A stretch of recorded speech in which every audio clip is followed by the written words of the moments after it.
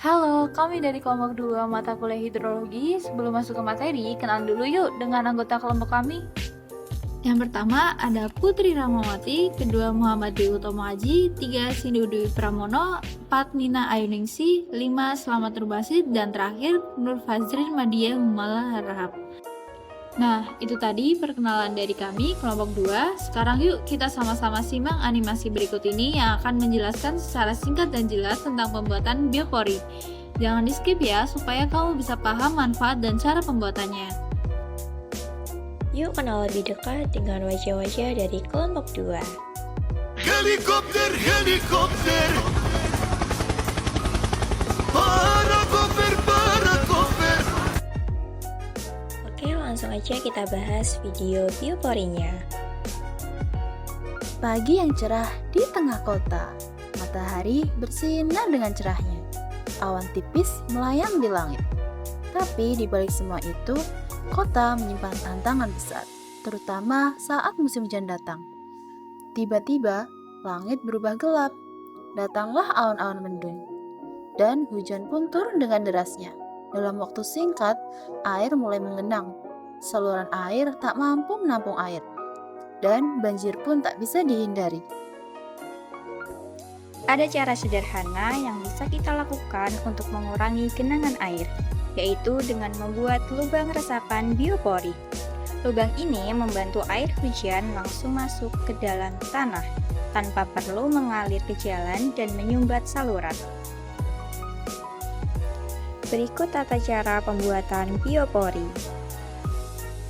Untuk proses pembuatannya, kita hanya perlu menggali lubang sedalam sekitar 1 meter, lalu memasukkan pipa paralon yang sudah dilubangi.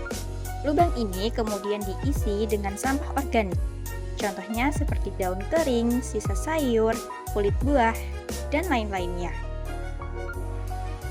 Di dalam tanah, semut dan cacing punya peran yang penting. Mereka membuat lorong-lorong kecil, membantu air hujan mengalir lebih cepat ke bawah tanah. Kehadiran mereka memperbesar pori-pori alami dalam tanah. Saat lubang biopori berisi sampah organik, cacing-cacing pun mulai berdatangan.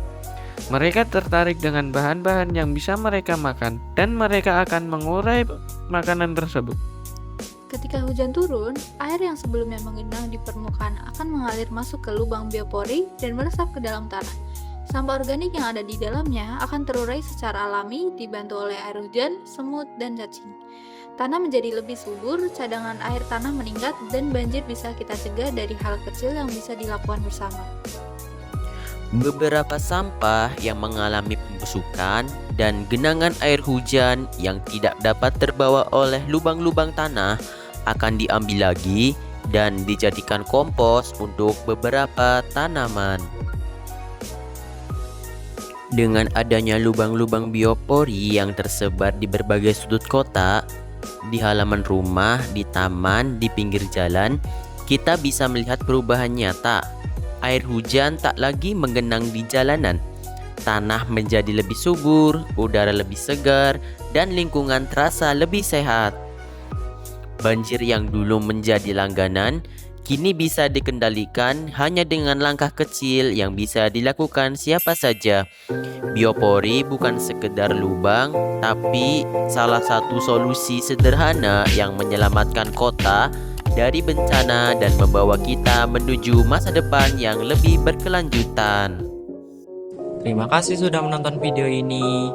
Ayo kita selamatkan lingkungan dengan membuat biopori di sekitar rumah kita. Bye-bye.